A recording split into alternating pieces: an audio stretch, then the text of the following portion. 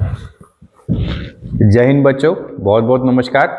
आज हम लेके आए हैं ऑर्गेनिक केमिस्ट्री का लास्ट लेक्चर जो कि है बायोमोलिक्यूल्स। ये लेक्चर पूरा थ्योरेटिकल लेक्चर है। इसमें बहुत ज़्यादा न्यूमेरिकल तो कुछ है ही नहीं और बहुत ज़्यादा ऐसा लॉजिकल क्वेश्चंस भी नहीं है। सिर्फ जो एनसीईआरटी है वो लाइन बाय लाइन हमें पढ़ना है और उसी के साथ हम इसके पीवाईक्यूज भी करते जाएंगे। तो पीवाईक्यूज में भी बहुत ज़्यादा ऐसे घुमावदार क्वेश्चन नहीं आते, तो सीधे सीधे एनसीईआरटी बेस्ड ये चैप्टर है। बड़ा सिंपल सा चैप्टर है, तो ये एक बोनस चैप्टर कहा जा सकता है ऑर्गेनिक केमिस्ट्री में, जो हमें फुल मार्क्स दिला सकता है। देखा यह जाता है कि अभी तक यहाँ से जो है केस बेस्ड क्वेश्चन पूछे जाते हैं, तो थोड़ा सा लर्निंग पार्ट ज्यादा है ना। कुछ स्ट्रक्चर्स हमें याद रखने हैं। चैप्टर बेसिकली डील करता है कार्बोहाइड्रेट्स को, विटामिन के बारे में, न्यूक्लिक एसिड्स के बारे में, तो बायोलॉजिकल टर्म ज्यादा है। तो मैथ्स वाले बच्चे ये ना सोचें कि ये तो बायोलॉजी वाला चैप्टर है इसलिए हम इसे ना करें। तो ये बड़ा बोनस चैप्टर है जो आपको फुल मार्क्स दिला सकता है। तो मेरा नाम है निखिल दुबे और आप देख रहे हैं मेरा प्यारा सा चैनल सी फॉर केमिस्ट्री। तो आज हम बायोमोलिक्यूल्स का लाए हैं लेक्चर नंबर 1, जिसमें हम इसके बेसिक्स के बारे में बात करेंगे और बात करेंगे कार्बोहाइड्रेट्स की। ठीक है, तो स्टार्ट करते हैं हमारा चैप्टर बायोमोलिक्यूल्स। जैसा कि इसके नाम में ही क्लियर है कि रिलेटेड जो चैप्टर है वो है किससे, बायो से रिलेटेड चैप्टर है। अब देखा यह जाता है कि जो जितने भी लिविंग ऑर्गेनिज्म है ना, वो हमारी ह्यूमन बॉडी हो या प्लांट्स हो, ये सभी नॉन लिविंग मॉलिक्यूल्स पे काम करते हैं। हम भी खाना खाते हैं, जो भी हम खाना खाते हैं उससे हमारी बॉडी को एनर्जी मिलती है, ग्लूकोज फॉर्म होता है। तो ग्लूकोज क्या है, एक C6H12O6 एक ऑर्गेनिक कंपाउंड है जिसमें कार्बन, हाइड्रोजन और ऑक्सीजन प्रेजेंट है। अब ये जो ग्लूकोज है इसे कार्बोहाइड्रेट कहा जाता है। हमारी बॉडी के अंदर बहुत सारे मिनरल्स होते हैं। हमारी बॉडी के अंदर न्यूक्लिक एसिड से मिलकर बनी है, डीएनए आरएनए जिसे कहा जाता है, पेरेंटिंग जहां से डीएनए से डिसाइड होती है। विटामिन आपने नाम सुना होगा कि vitamin A, vitamin B, vitamin C, जो हम कुछ तो डाइट्स के थ्रू लेते हैं, है ना, डेफिशिएंसी से डिसीज हो जाते हैं। तो ये पूरा का पूरा जो लिविंग ऑर्गेनिज्म है। अब प्लांट्स भी क्या है, फोटोसिंथेसिस के थ्रू जो है ग्लूकोज का फॉर्मेशन करते हैं। तो पूरा लिविंग ऑर्गेनिज्म जो है वो एक नॉन लिविंग ऑर्गेनिज्म पे काम करता है, नॉन लिविंग मैकेनिज्म पे काम करता है। और ये नॉन लिविंग सब्सटेंस जो पूरे लिविंग ऑर्गेनिज्म को रन करते हैं, इन्हें क्या कहा जाता है, बायोमोलिक्यूल्स। ये एंजाइम्स भी हो सकते हैं, ठीक है, ये विटामिन, न्यूक्लिक एसिड। तो इन सारी चीजों के बारे में हमें इस चैप्टर में पढ़ना है। बेसिकली हमें जो मेन चैप्टर में हमें डील करना है, कार्बोहाइड्रेट्स के बारे में पढ़ना है, हमें विटामिन के बारे में पढ़ना है, हमें न्यूक्लिक एसिड्स के बारे में पढ़ना है। ठीक है, तो स्टार्ट यहीं से किया गया है कि a living system grows, sustains and reproduces itself। हमें पता है एक लिविंग सिस्टम ग्रो करता है, अपने आप को सस्टेन करता है और रिप्रोड्यूस करता है अपने आप को। The most amazing thing about a living system is that it is composed of non-living atoms and molecules। कि सबसे अच्छी चीज क्या है, सबसे अमेजिंग चीज क्या है कि ये पूरा living organism non living atoms और मॉलिक्यूल्स पे काम करता है। The pursuit of knowledge of what goes on chemically within a living system falls in domain of biochemistry। कि किस तरीके से ये non living system chemically react करता है इन अ लिविंग सिस्टम, वही स्टडी क्या कहलाती है, बायोकेमिस्ट्री कहलाती है। Living system are made up of various complex biomolecules like carbohydrates, proteins, nucleic acids, lipids etcetera. Proteins and carbohydrates are essential constituents of our food. These biomolecules interact with each other and constitute the molecular logic of life process। कि जो carbohydrates और proteins है वो essential है हमारी body के लिए। ये दोनों अगर नहीं होंगे तो हमारी बॉडी प्रॉपर रन करने वाली नहीं है। ठीक है, तो सबसे पहले हम बात करते हैं इसमें कार्बोहाइड्रेट्स की। देखो इसके नाम में लिखा है कार्बोहाइड्रेट्स, तो जब इसकी डेफिनेशन स्टार्टिंग में दी गई तो कहा गया हाइड्रेटेड कार्बन, मतलब कार्बन के साथ कौन होगा, वाटर मॉलिक्यूल होगा। तो हाइड्रेटेड कार्बन को ही क्या नाम दिया गया, कार्बोहाइड्रेट्स। ठीक है, carbohydrates are primarily produced by plants and form a very large group of naturally occurring organic compounds। Some common examples of carbohydrates are cane sugar, glucose, starch, etc. Most of them have a general formula CxH2OY। वही चीज मैंने आपसे कहा कि hydrated carbon, कि hydrated मतलब water, तो carbon is having a hydrated form is known as the carbohydrate, ये फर्स्ट डेफिनेशन दी गई। And were considered as hydrates of carbon from where the name carbohydrate was derived. जैसे glucose को अगर हम देखें तो यहां पे अगर हम लिखें CxH2O होल y और x और y की जगह अगर हम 6 को पुट कर दें तो what will be there, C6, यहां भी 6 लगा दें तो 6 2 ज़ा 12 एंड O6, तो क्या बन गया हमारा ग्लूकोज का फॉर्मूला बन गया C6H12O6। तो ग्लूकोज जो है इस पर्टिकुलर फॉर्मूले को कंप्लीटली सेटिस्फाइड कर रहा है कि C6H12O6। बट ये देखा गया कि ऐसे बहुत सारे कंपाउंड जो कि कार्बोहाइड्रेट्स नहीं है but still they are satisfying this particular formula. जैसे एसिडिक एसिड को अगर हम देखें तो एसिडिक एसिड का फॉर्मूला अगर लिखें हम ऐसे in the form of this, तो C2H2O होल ट्वाइस। देखो जरा, 2 कार्बन है, ये रहे 2 कार्बन, 4 हाइड्रोजन है, ये रहे 4 हाइड्रोजन, और 2 ऑक्सीजन है तो ये रहे 2 ऑक्सीजन, तो C2H2O whole twice. Acidic acid भी क्या कर रहा है, कार्बोहाइड्रेट के फॉर्मूले को सेटिस्फाइड कर रहा है, but it is not a carbohydrate, it is an organic acid. तो ये एक ऑर्गेनिक एसिड है। इसका मतलब सारे कंपाउंड, सारे कार्बोहाइड्रेट इस फॉर्मूले को सेटिस्फाइड करें ऐसा जरूरी नहीं है। ऐसे बहुत सारे कंपाउंड्स हैं जो इस फॉर्मूले को सेटिस्फाई करते हैं but they are not carbohydrate. Similarly राइमोस की अगर हम बात करें, शुगर है, C6H12O5 इसका फॉर्मूला है। तो अगर यहाँ पे हम x की जगह 6 और y की जगह भी 6 रख दें तो क्या बन जाएगा, C6H12O6 बनेगा। बट यहाँ पे आप देख पा रहे हो O में क्या है, 5 है। इसका मतलब जो राइमोस शुगर है वो शुगर इस फॉर्मूले को सेटिस्फाई नहीं करती है।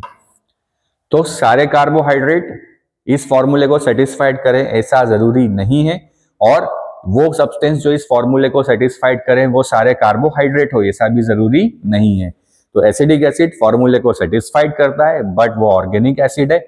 ये सेटिस्फाइड नहीं करता है but still it is a carbohydrate. इसका मतलब जो पहली डेफिनेशन दी गई कि hydrated carbon is known as the hydrocarbon, sorry carbohydrates, ये डेफिनेशन गलत प्रूव हो गई। ठीक है, तो पहला क्वेश्चन तो यहीं से बन सकता है। बढ़े आगे, तो डेफिनेशन क्या हुई, चलो पहला इंपॉर्टेंट क्वेश्चन यहां से कि chemically the carbohydrates may be defined as optically active.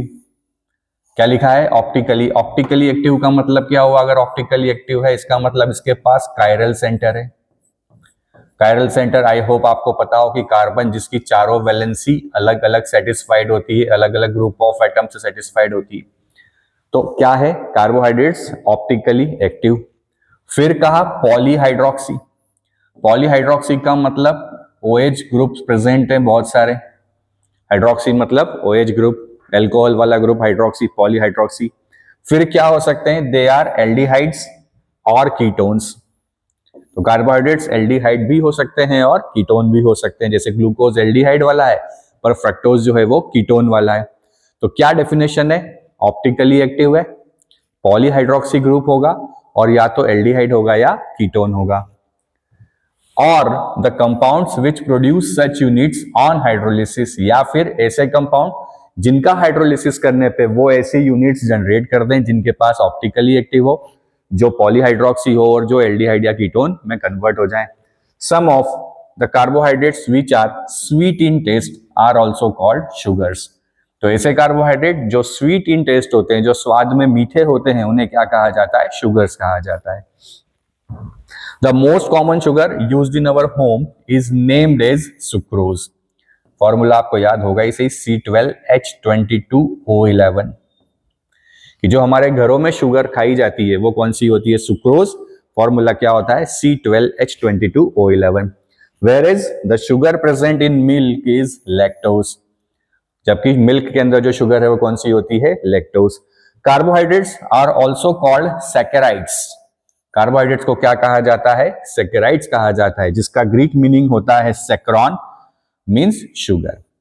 तो they are also known as saccharides, जिसका मतलब होता है शुगर। क्लियर है, तो ये आपकी एनसीईआरटी में गिवन है। यहां से आपको एनसीईआरटी से ही पढ़ना है। क्लियर है? समझ पा रहे हैं? बढ़े आगे। नेक्स्ट है क्लासिफिकेशन ऑफ कार्बोहाइड्रेट्स। कार्बोहाइड्रेट्स का क्लासिफिकेशन, पहला क्लासिफिकेशन है on their behaviour on hydrolysis, कि हाइड्रोलिसिस कराने पे वो कैसा बिहेव करते हैं उसके बेसिस पे। सबसे पहला कहलाता है मोनोसेकेराइड्स। मोनोसेकेराइड्स का मतलब होता है कि ये वो कार्बोहाइड्रेट है जिनका हाइड्रोलिसिस करने पे ये किसी और सिंपलर यूनिट में ब्रेक नहीं होते हैं। मतलब ये वाटर में जाके और छोटे छोटे यूनिट्स में टूटते नहीं हैं, है ना। वाटर जैसे ग्लूकोज पानी में डिसॉल्व तो हो जाता है, but it is not further dissociate in any other small units. तो ऐसे सारे कार्बोहाइड्रेट जो किसी और फर्दर यूनिट में ब्रेक नहीं होते हैं, उन्हें क्या कहा जाता है? Monosaccharides. They are known as the monosaccharides. The carbohydrates that cannot be hydrolyzed further to give simpler unit of polyhydroxyaldehyde or ketone is called a monosaccharide. About 20 monosaccharides are known to occur in nature. Some common examples of glucose, fructose, ribose, etc. तो examples क्या हो गए? Glucose, fructose और ribose. तो पूछा जा सकता है कि क्या होते हैं मोनोसेकेराइड्स? तो जो वाटर में जाने पे और किसी सिंपलर यूनिट में ब्रेक नहीं होते हैं, उन्हें क्या कहा जाता है? Monosaccharides. Example glucose, fructose, ribose etcetera. Clear है? देन कहलाता है ओलिगोसेकेराइड्स। क्या होते हैं? ओलिगोसेकेराइड्स। क्या होते हैं oligosaccharides? Carbohydrates that yield 2 to 10 monosaccharide units on hydrolysis. जिनको पानी में डालें तो पानी में डालने पे ये 2 से 10 सिंपलर यूनिट्स में टूट जाते हैं, है ना। उन्हें क्या कहा जाता है? Oligosaccharides. They are further classified as disaccharides, trisaccharides, tetrasaccharides etcetera. जैसे सपोज करें कि अगर ये एक पेन है और इस पेन का एक कैप होता और पानी में डालने पे पेन अलग हो जाता और कैप अलग हो जाता, तो ये 2 यूनिट्स में टूट गया है, तो इसको क्या बोलते हैं? डाइसेकेराइड्स। अगर ये 3 यूनिट्स में ब्रेक हो जाता तो इसे क्या कहा जाता? ट्राइसेकेराइड्स। अगर ये 4 यूनिट्स में ब्रेक हो जाता तो क्या कहा जाता? टेट्रासेकेराइड्स। तो ओलिगोसेकेराइड्स क्या होते हैं कि जब इन्हें पानी में डाला जाए तो वाटर में डालने पे वे 2 से 10 यूनिट में क्या हो जाए? टूट जाए, ब्रेक हो जाए। क्लियर है? Etcetera, depending upon the number of monosaccharides they provide on hydrolysis. कितने हाइड्रोलिसिस के में कितने नंबर में वो टूट रहे हैं, इसके हिसाब से उनकी नेमिंग हो जाएगी। Amongst this the most common are disaccharides. सबसे कॉमन कौन से होते हैं? डायासेकेराइड्स। मतलब क्या हो गया कि इन डायासेकेराइड्स में क्या यूनिट होंगे? 2 monosaccharide units obtained on hydrolysis of a disaccharides may be same और डिफरेंट। जैसे एग्जाम्पल दिया है कि 1 molecule of sucrose on hydrolysis gives 1 molecule of glucose and molecule of fructose। कि जब सुक्रोज को अगर हम हाइड्रोलाइज कर दें, मतलब वाटर में डाल दें, तो वाटर में डालने पे सुक्रोज जो है converts into the glucose and fructose. तो यहाँ पे जो दोनों मोनोसेकेराइड यूनिट्स है वो क्या है? डिफरेंट है। बट अगर हम माल्टोज को अगर हाइड्रोलाइज कर दें तो माल्टोज का हाइड्रोलिसिस करने पे हमें 2 यूनिट्स ऑफ क्या मिलते हैं? ग्लूकोज। तो ये जो मोनोसेकेराइड्स हैं ये सेम भी मिल सकते हैं टूटने पे और डिफरेंट भी मिल सकते हैं। अब चूंकि यहाँ पे हमें 2 मोनोसेकेराइड्स मिल रहे हैं, इसका मतलब जो सुक्रोज और माल्टोज जो है वो क्या हो गए? डाइसेकेराइड्स हैं। तो ऐसे कार्बोहाइड्रेट जो वाटर में जाने पे सिंपलर यूनिट्स में टूटते हैं, जितनी सिंपलर यूनिट में वो टूटे वो उतना सेकेराइड्स कहलाता है। क्लियर है? बढ़े आगे। चलिए अगला आता है polysaccharides. Carbohydrates which yield a large number of monosaccharide units on hydrolysis are called polysaccharides. जो बहुत सारे नंबर ऑफ मोनोसेकेराइड्स दे दें उन्हें क्या कहा जाता है? Polysaccharides. Some common examples are starch, cellulose, glycogen, gum etcetera. Starch, cellulose, glycogen, gums etcetera. Polysaccharides underline कीजिए, यहाँ पे बढ़िया क्वेश्चन है। Polysaccharides are not sweet in taste, hence they are also called non sugars. तो पूछ ले कि non sugars क्या होते हैं? तो जो स्वीट इन टेस्ट होते हैं they are known as sugar, but जो स्वीट इन टेस्ट नहीं होते हैं उन्हें क्या कहा जाता है, नॉन शुगर। और एग्जाम्पल क्या है इसका, पॉलीसैकेराइड्स। स्टार्च, सेल्यूलोज, ग्लाइकोजन, गम, ये सारे ऐसे पॉलीसैकेराइड्स हैं जो कि नॉन शुगर को रिप्रेजेंट करते हैं। क्लियर है? Then the carbohydrates may also be classified as either reducing और नॉन रिड्यूसिंग शुगर, रिड्यूसिंग और नॉन रिड्यूसिंग शुगर।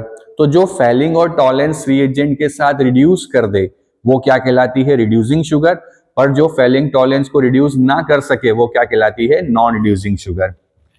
कि all those carbohydrates which reduce Fehling solution and Tollens reagent are referred to as reducing sugar, उन्हें क्या कहा जाता है, reducing sugar.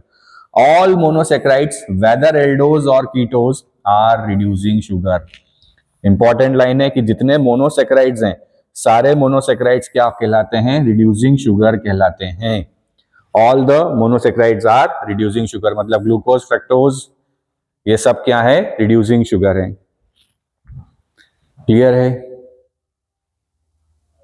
क्या हो गया,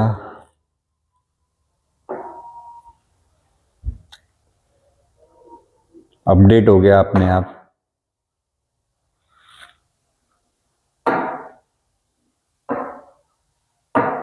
फिर से ले लेते हैं।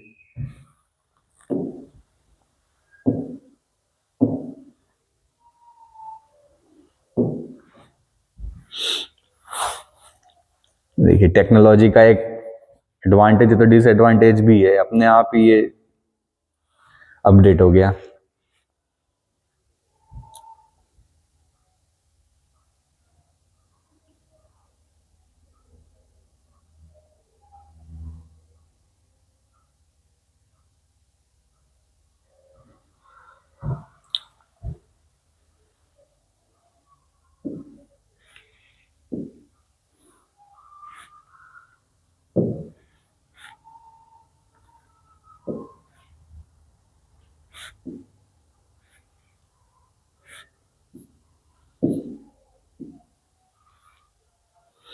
तो क्या बात कर रहे थे हम कि सारे मोनोसैकेराइड्स जो हैं, ऑल मोनोसैकेराइड्स वेदर एल्डोज और कीटोज आर रिड्यूसिंग शुगर, मतलब सारे मोनोसैकेराइड्स क्या करते हैं, टॉलेंस और फेलिंग के साथ रिएक्शन देते हैं। क्लियर है? बढ़े आगे। अब बात करते हैं मोनोसैकेराइड्स की। तो जैसा हमें पता है मोनोसैकेराइड्स का मतलब क्या होता है कि they do not dissociate into the simpler units when we do the hydrolysis, कि जब हम हाइड्रोलिसिस करते हैं तो ये किसी और सिंपलर यूनिट में ब्रेक नहीं होते हैं। क्या बोलता है, monosaccharides are further classified on the basis of number of carbon atoms and the functional group present in them. If a monosaccharide contains an aldehyde group, it is known as an aldose, and if contains keto group, then known as ketose. देखो बेटा, अगर आपके carbohydrate के अंदर 3 carbon है तो उसको triose बोला जाएगा, 3 के लिए ट्रायोज। अब अगर एल्डिहाइड ग्रुप है तो एल्डो ट्रायोज बोलेंगे और कीटोन ग्रुप है तो कीटो ट्रायोज बोल देंगे। अगर 4 कार्बन एटम है तो टेट्रोज बोला जाएगा, एल्डिहाइड ग्रुप है तो एल्डो टेट्रोज, कीटोन है तो कीटो टेट्रोज। 5 है तो पेंटोज कहा जाएगा, एल्डो पेंटोज और कीटो पेंटोज। 6 है तो हेक्सोज कहा जाएगा, एल्डो हेक्सोज और कीटो हेक्सोज। 7 है तो हेप्टोज कहा जाएगा, एल्डो हेप्टोज और कीटो हेप्टोज। तो अगर एल्डिहाइड ग्रुप है तो एल्डोज है और कीटोन ग्रुप है तो कीटोज है। 3 है तो ट्राई है, 4 है तो टेट्रा है। तो ट्रायोस, टेट्रोस, पेंटोज, हेक्सोस, बस कितना आसान है, बस इतना याद रख लो। क्लियर है? एल्डिहाइड के लिए एल्डोज, कीटोन के लिए कीटोस। क्लियर है? बढ़े आगे। सबसे पहला जो हमें पढ़ना है वो पढ़ना है ग्लूकोज। किसको पढ़ना है हमें? ग्लूकोज को। ग्लूकोज का मॉलिक्यूलर फॉर्मूला तो आप सभी को पता ही है, C6H12O6।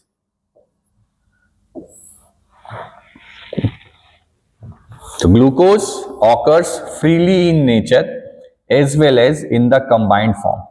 It is present in sweet fruits and honey. ये भी आपको पता है, ripe grapes also contain glucose in large amount. कि स्वीट फ्रूट्स होता है, जो मीठे फ्रूट्स होते हैं उनमें होता है, बनाना हो गया, ठीक है। देन हनी में तो होता ही है, हमें पता है। राइप ग्रेप्स, पके हुए अंगूर, उनमें भी होता है, ये भी हमें पता है, ठीक है। तो जनरल नॉलेज की बात है। मेथड ऑफ प्रिपरेशन की बात करें कि बनाया कैसे जाता है, तो सबसे पहले मेथड ऑफ प्रिपरेशन है सुक्रोज और कैन शुगर से। कि अगर सुक्रोज को बॉईल कर दिया जाए वाटर के साथ in presence of dilute HCl और H2SO4, then it gives glucose और फ्रक्टोज। जब सुक्रोज को वाटर कर दिया, बॉईल कर दिया जाए with dilute acid medium, then it gives glucose and fructose. बड़ा आसान सा है और इसी मेथड से बनाया जाता है ग्लूकोज, ठीक है। क्लियर है? अच्छा देखो, ग्लूकोज और फ्रक्टोज में दोनों का फॉर्मूला सेम है। अंतर क्या होता है, ग्लूकोज जो है वो एल्डोज टाइप का होता है, मतलब इसमें एल्डिहाइड ग्रुप होता है, और फ्रक्टोज में कौन सा ग्रुप होता है, कीटोज टाइप का होता है, मतलब कीटोन होता है। क्लियर है? तो पहली मेथड ऑफ प्रिपरेशन क्या है, फ्रॉम सुक्रोज। सुक्रोज को बॉईल कर दिया, हाइड्रोलाइज कर दिया in the acidic medium, then it converts into glucose and fructose. बढ़े आगे। नेक्स्ट मेथड है फ्रॉम स्टार्च। किससे बनाया जाता है, फ्रॉम स्टार्च। कमर्शियली, देखिए कमर्शियली मेथड यही है स्टार्च वाला। Commercially glucose is obtained by hydrolysis of starch by boiling it with dilute H2SO4 at 393 kelvin under pressure. तो अभी भी चाहिए तो कौन, H2SO4 मीडियम तो एसिडिक ही है। टेम्परेचर कितना हो गया, 393 केल्विन, और एटमॉस्फेरिक प्रेशर हम देख पा रहे हैं 2 से 3 एटमॉस्फेरिक प्रेशर है। तो स्टार्च जो है C6H10O5, एन नंबर ऑफ इसलिए लिखा है क्योंकि बहुत सारे नंबर ऑफ जो स्टार्च यूनिट्स हैं, जब उनका हाइड्रोलाइज किया जाता है तो on hydrolysis it converts into the C6H12O6। Clear है? क्या बात समझ में आ रही है? देखिए, अगर आपको स्टार्च का फॉर्मूला याद भी ना आ रहा हो तो आपको ग्लूकोज का फॉर्मूला तो पता है। इसमें से वाटर बाहर निकाल दो, तो वाटर बाहर निकालोगे तो क्या बनेगा, C6, है ना। हाइड्रोजन 2 माइनस हो जाएंगे तो H10, और एक ऑक्सीजन माइनस कर दोगे तो O5। भी वाटर डाल रहे हैं तो ये बन रहा है, वाटर निकाल दोगे तो सुक्रोज का, स्टार्च का फॉर्मूला बन जाएगा। क्लियर है? तो C6H10O5 is starch. N number of units, क्योंकि पॉलीमर होता है ये, आगे हम पढ़ेंगे पॉलीमर्स है अमाइलोज अमाइलोपेक्टिन का, तो एक पॉलीमर है इसलिए एन नंबर ऑफ यूनिट्स लिया है। और क्या करते हैं यहाँ पे, NH2O लिया तो it converts into only the glucose. तो चूंकि एक ही प्रोडक्ट मिल रहा है यहाँ पे, इसलिए इसको प्रिफर किया जाता है। क्लियर है? बढ़े आगे। चलिए, अगला आता है स्ट्रक्चर ऑफ ग्लूकोज। ये बड़ा इंपॉर्टेंट पार्ट है, it is very important part. यहां से बड़े क्वेश्चन आपको एग्जाम में देखने को मिलते हैं। Glucose is an aldohexose. Aldohexose इसलिए है क्योंकि एल्डिहाइड ग्रुप प्रेजेंट होता है और 6 नंबर ऑफ कार्बन है, and is also known as dextrose. तो ग्लूकोज का एक नाम और क्या है, डेक्सट्रोज। ये पूछा गया क्वेश्चन है कि what is the another name of glucose. तो ग्लूकोज को और क्या कहा जाता है, dextrose. It is the monomer of many of the larger carbohydrates, namely starch, cellulose etcetera. कि बहुत सारे जब पॉलीसेकेराइड्स यहां बनते हैं, मतलब पॉलीमर्स जब बनाए जाते हैं, तो इस ग्लूकोज को एज अ मोनोमर यूज किया जाता है। मतलब ग्लूकोज को जब अटैच किया जाता है, बहुत सारे यूनिट्स को ग्लूकोज को जब जोड़ा जाता है तो क्या बनता है, स्टार्च सेल्यूलोज बनता है। It is probably the most abundant organic compound on the Earth. Reason इतना सा है कि हम भी बनाते हैं, प्लांट्स भी बनाते हैं। तो हिंदुस्तान की तो पॉपुलेशन ही 145 करोड़ है, तो 145 करोड़ लोग खाना खा के ग्लूकोज बनाते हैं, तो फिर आप सोचो जानवरों में भी बनता है, प्लांट्स में भी बनता है। Its molecular formula was found to be C6H12O6। तो मॉलिक्यूलर फॉर्मूला क्या होता है इसका, C6H12O6। क्लियर है? बढ़े आगे। देखो कहानी जैसा ही है, ये बहुत ज्यादा है नहीं। अब पहला बड़ा इंपॉर्टेंट पॉइंट बनता है कि कैसे पता चला कि ग्लूकोज के अंदर जो है वो 6 नंबर ऑफ कार्बन होते हैं, कि ग्लूकोज के पास 6 कार्बन होते हैं, ये पता कैसे चला। तो सबसे पहले मैं आपको ग्लूकोज का स्ट्रक्चर लिखना सिखा देता हूं, उसके बाद हम बात करते हैं। देखिए, ऊपर लिखना है CHO, सबसे नीचे लिखना है CH2OH, 2 कार्बन हो गए, तीसरा, चौथा, पांचवा और छठा, ये 6 हो गए। 1 2 3 4 5 6। अब ऊपर से जो तीसरा कार्बन है 1 2 और 3, यहां पे आपको OH लिखना है लेफ्ट हैंड साइड में, बाकी सबके OH कहां आएंगे, राइट हैंड साइड में। फिर से ऊपर CHO लिखना है, नीचे CH2OH लिखना है, फिर ऐसे 6 कार्बन हमें बना देना है। ऊपर से थर्ड कार्बन का OH लेफ्ट हैंड साइड में, बाकी का OH कहां, राइट हैंड साइड में। और बची हुई वैलेंसी आपको पता ही है, कार्बन की हाइड्रोजन से सेटिस्फाइड होती है, तो यहाँ पे क्या लिख देना है, हाइड्रोजन। अब इसको शॉर्टकट में कैसा लिखा जा सकता है, ऊपर CHO, नीचे आ गया CH2OH। अब देखो ये कार्बन है तो CHOH, कार्बन है तो CHOH, कार्बन है तो CHOH और कार्बन है तो CHOH। कितने हो गए, 1 2 3 4। तो चाहे तो इसको ऐसा लिखा जा सकता है, CHOH कितने हैं टोटल, 4। तो ऊपर CHO, नीचे बीच में 4 CHOH और नीचे CH2OH। क्लियर है। तो देखिए यही यहां पे बनाया है।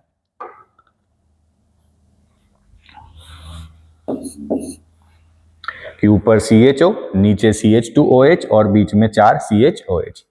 तो 6 कार्बन के लिए क्या किया कि जब इस ग्लूकोज को प्रोलॉन्ग हीटिंग किया इन the presence of HI, HI बहुत अच्छा रिड्यूसिंग एजेंट है, आपको याद होगा कि जब इस ग्लूकोज को हमने प्रोलॉन्ग हीट किया, मतलब बहुत देर तक हीट किया, तो ये देखा गया कि ये जो ग्लूकोज है it converts into the 6 number of hydrocarbon, hexane, N hexane में कन्वर्ट हो गया। इसका मतलब इस कार्बन में, इस कार्बोहाइड्रेट में, इस ग्लूकोज में 6 नंबर ऑफ कार्बन है जो एक के साथ एक जुड़े हुए थे। तो इस केमिकल रिएक्शन से ये पता चला कि ग्लूकोज के अंदर 6 नंबर ऑफ कार्बन होते हैं। तो बड़ा इंपॉर्टेंट क्वेश्चन कि पूछ लिया साहब कि कैसे पता चला ग्लूकोज में 6 कार्बन होते हैं। तो जब इस ग्लूकोज को प्रोलॉन्ग हीट किया इन द प्रेजेंस ऑफ HI, तो हमें N हेक्सेन मिला, और N हेक्सेन में स्ट्रेट चेन कार्बन की मिली जिसमें 6 कार्बन होते हैं। तो इस रिएक्शन से पता चला कि इसमें क्या होते हैं, 6 नंबर ऑफ कार्बन होते हैं। क्लियर है। बढ़े आगे।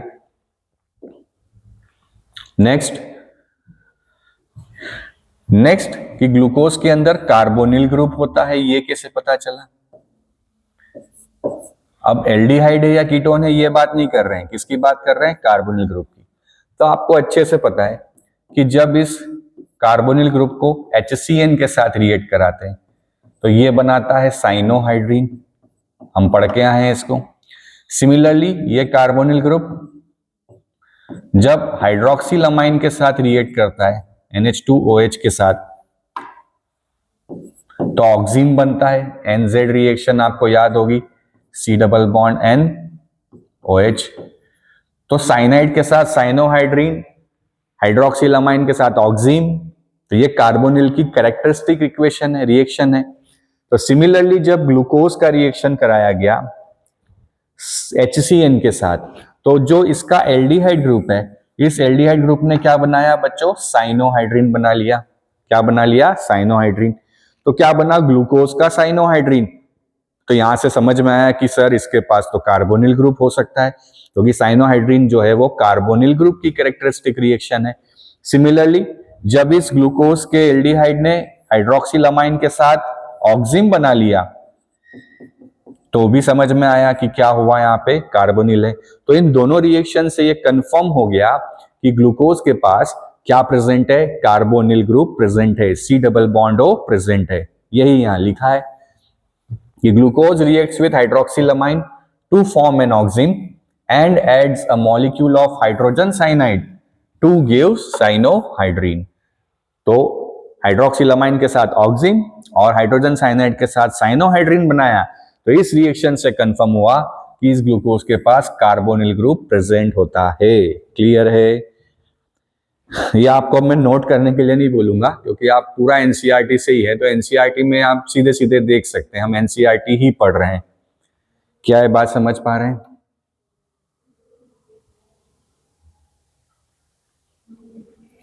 बढ़े आगे, चलिए अगला, कैसे पता चला कि ग्लूकोज के पास एल्डिहाइड ग्रुप है? कि glucose gets oxidised to 6 carbon carboxylic acid, name is gluconic acid. कि जब इस ग्लूकोज को ऑक्सीडाइज किया with bromine water, bromine water कैसा है बच्चों? माइल्ड ऑक्सीडाइजिंग एजेंट है, it is a mild oxidising agent.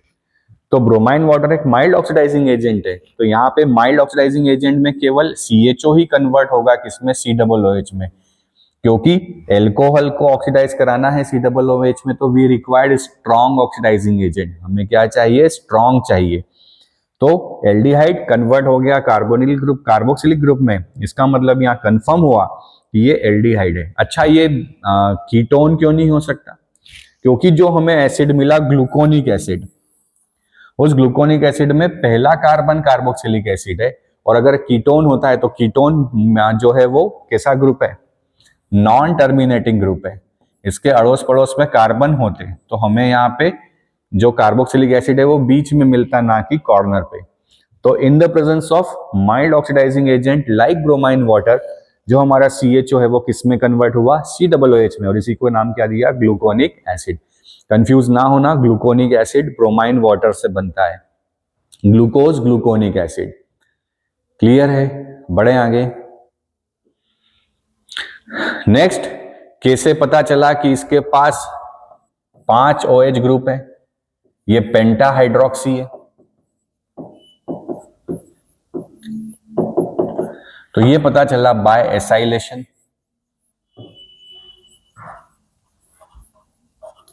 कि जब इस ग्लूकोज का रिएक्शन हमने एसिड एनहाइड्राइड से करा दिया, एसिडिक एनहाइड्राइड, फॉर्मूला अगर हम लिख दें तो CH3 C double bond O O C double bond O CH3। तो देखो यहां से तो H गया, यहां से ये बॉन्ड टूटा, तो यहां क्या आ जाएगा? माइनस, यहां क्या आ जाएगा? प्लस। तो ये H साथ में क्या बना दिया? एसिटिक एसिड CH3 COOH, और ये वाला पार्ट COCH3 कहां जुड़ गया? O पे, तो CHO COCH3 CH2O COCH3। तो जब इसका रिएक्शन एसिडिक एनहाइड्राइड के साथ कराया तो इसने क्या बनाया? ग्लूकोज पेंटाएसीटेट। क्या बनाया? ग्लूकोज पेंटाएसीटेट। अब ग्लूकोज पेंटाएसीटेट बनाया है, मतलब जितने इसके पास एल्कोहल थे उन सारे एल्कोहल ने क्या किया है? एसिडिक एनहाइड्राइड के साथ रिएक्ट किया है और क्या बना लिया? ग्लूकोज का पेंटाएसीटेट। इस रिएक्शन से कंफर्म हुआ कि ग्लूकोज के पास क्या होते हैं? 5 OH ग्रुप होते हैं। तो ग्लूकोज का पेंटाएसीटेट बना, इस रिएक्शन से क्या कंफर्म हुआ कि ग्लूकोज के पास क्या है? 5 OH ग्रुप हैं। क्लियर है? बढ़े आगे। नेक्स्ट, अब इनमें भी ये पता लगाना कि प्राइमरी एल्कोहल कितने हैं और सेकेंडरी एल्कोहल कितने हैं। तो उसके लिए क्या किया गया? ग्लूकोज का जो है ऑक्सीडेशन कराया गया with strong oxidising agent like HNO3। तो ये देखा कि ये जो CHO है, ये CHO भी किस में बदल गया? COOH में, और प्राइमरी एल्कोहल भी किस में बदल गया? COOH में। और क्या बनाया? Saccharic acid. क्या बनाया गया? Saccharic acid. सेकेंडरी एल्कोहल नहीं ऑक्सीडाइज होता है, आपको ध्यान होगा। तो अगर हमें पता करना है कि प्राइमरी एल्कोहल है तो हमने क्या ले लिया? स्ट्रॉन्ग ऑक्सीडाइजिंग एजेंट ले लिया, जैसे नाइट्रिक एसिड। क्या ले लिया? Nitric acid. तो जो हमारा ग्लूकोज है, इस ग्लूकोज ने भी क्या बना दिया? Saccharic acid. और जो ग्लूकोनिक एसिड था, जहां पे तो ऑलरेडी यहां COOH था, और उसके प्राइमरी एल्कोहल ने भी क्या बना दिया? COOH। तो ऑक्सीडेशन HNO3 के साथ सिर्फ प्राइमरी देता है, और यहाँ पे केवल एक ही COOH मिला हमें, तो यहां से कंफर्म हो गया कि इसके पास क्या था, केवल एक प्राइमरी OH और बाकी OH क्या है, सेकेंडरी है। तो 4 एल्कोहल कैसे हैं, सेकेंड डिग्री, और एक फंक्शनल ग्रुप एल्कोहल का कैसा है, 1 डिग्री। क्लियर है? तो एक बार रिकॉल कर लेते हैं, कैसे पता चला कि 6 कार्बन है, कि prolong heating with HI, alkanes मिला, हेक्सेन मिला, स्ट्रेट चेन हेक्सेन मिला, तो पता लगा कि क्या है, उसके पास 6 कार्बन है। कैसे पता चला कि कार्बोनिल ग्रुप है, इसने साइनोहाइड्रीन और ऑक्सिन बनाया, तो जैसा कैरेक्टरिस्टिक रिएक्शन कार्बोनिल देता है HCN और हाइड्रोक्सिलमाइन के साथ, वैसा ही ग्लूकोज ने भी दिया। कैसे पता चला कि इसके पास एल्डिहाइड ग्रुप है, कि जब इसका mild oxidising agent like bromine water के प्रेजेंस में हमने ऑक्सीडाइज किया तो it converts into the gluconic acid. कैसे पता चला कि इसके पास एल्कोहल ग्रुप है, तो जब हमने इसका पेंटा एसीटेट के साथ इसका एसिटिक एनहाइड्राइड के साथ रिएक्शन कराया तो उसने पेंटा एसीटेट बना के दिया। यहां से समझ में आया कि इसके पास 5 OH है। अब उन 5 OH में भी एक OH सेकेंडरी, एक OH प्राइमरी और 4 OH सेकेंडरी है। तो जब हमने strong oxidising agent like HNO3 के प्रेजेंस में रिएक्शन कराया तो CHO भी COOH में बदल गया, और जो हमारा प्राइमरी एल्कोहल CH2OH था वो भी COOH में कन्वर्ट करके सैक्रिक एसिड बना लिया। और इसी से हमें कंफर्म पता चला कि ग्लूकोज के पास एक एल्डिहाइड ग्रुप, एक 1 डिग्री एल्कोहल और 4 2 डिग्री एल्कोहल होते हैं। और उसके बाद इसका जब फिशर प्रोजेक्शन बनाया, जो मैंने आपको स्टार्टिंग में बता दिया था कि ऊपर CHO, नीचे CH2OH, थर्ड कार्बन पे OH लेफ्ट हैंड साइड में, बाकी सब में OH राइट हैंड साइड में। It is the Fischer projection of glucose. तो ये कौन सा हो गया, ये ग्लूकोनिक एसिड बन गया, और ये क्या हो गया हमारा, सैक्रिक एसिड। तो इस तरीके से इसका फिशर प्रोजेक्शन बनाया। क्लियर है? तो ये थी कहानी आज ग्लूकोज के स्ट्रक्चर की। ठीक है, अभी बहुत सारा बचा है, ऐसा नहीं है, पर हम थोड़ा सा छोटे छोटे उसमें ही करेंगे। बात करते हैं PYQs की। Right the reaction showing the presence of following in the open structure of glucose, carbonyl group. बताओ जल्दी से, कार्बोनिल ग्रुप की रिएक्शन में क्या लिखेंगे? चलिए एक में लिख देता हूं। In the case of carbonyl group reaction किसके साथ करा दें? HCN के साथ। तो HCN के साथ रिएक्शन में क्या बनता है बेटा? साइनोहाइड्रीन बनता है। क्या बनता है? साइनोहाइड्रीन। दूसरा रिएक्शन कौन सा था? रिएक्शन करा दें किसके साथ? ऑक्सिम बनाने के लिए NH2OH के साथ। तो क्या बनता है? ऑक्सिम बनता है। Straight chain with 6 carbon atom, जल्दी से बता दो क्या हो जाएगा? कि जब ग्लूकोज को प्रोलॉन्ग हीट किया जाए इन द प्रेजेंस ऑफ HI तो क्या बनता है? N हेक्सेन बनता है। और N हेक्सेन बना है, इसका मतलब क्या है? उसके पास 6 number of carbon in straight chain. Clear है? देखो सीधे सीधे क्वेश्चन है। Right the reaction showing the presence of following in the open structure of glucose, aldehyde group. अभी बताया कौन सा? साइनोहाइड्रीन बना लो, या क्या कर लो? ऑक्सिम बना लो। प्राइमरी एल्कोहल का रिएक्शन जल्दी से बताओ। अभी बताया कि जब हम इस ग्लूकोज को स्ट्रॉन्ग ऑक्सीडाइजिंग एजेंट जैसे HNO3 के प्रेजेंस में रिएक्ट करा दें तो हमारा CHO भी किस पे बदल जाएगा? COOH में। और एल्कोहल जो प्राइमरी है वो भी किस पे बदल जाएगा? COOH में। तो क्या मिलता है? Saccharic acid. क्या मिलता है? Saccharic acid. क्लियर है? सीधे सीधे रिएक्शन है। नेक्स्ट देखते हैं। Right the reaction showing the presence of following the open structure of 5OH group. बताओ जल्दी से क्या था 5OH में? किसके साथ रिएक्शन करा दे हम? एसिटिक एनहाइड्राइड के साथ। कि जब इसका रिएक्शन एसिटिक एनहाइड्राइड के साथ करा दिया जाए तो इट मेक्स पेंटा एसीटेट। क्या बनाता है ये? पेंटा एसीटेट बनाता है। CHO ऐसा का ऐसा, और इन CHO के साथ क्या आ जाएगा? COCH3। H की जगह क्या लगाना है? COCH3। तो it makes the penta acetate of glucose, और साथ में क्या बनता है? Acetic acid.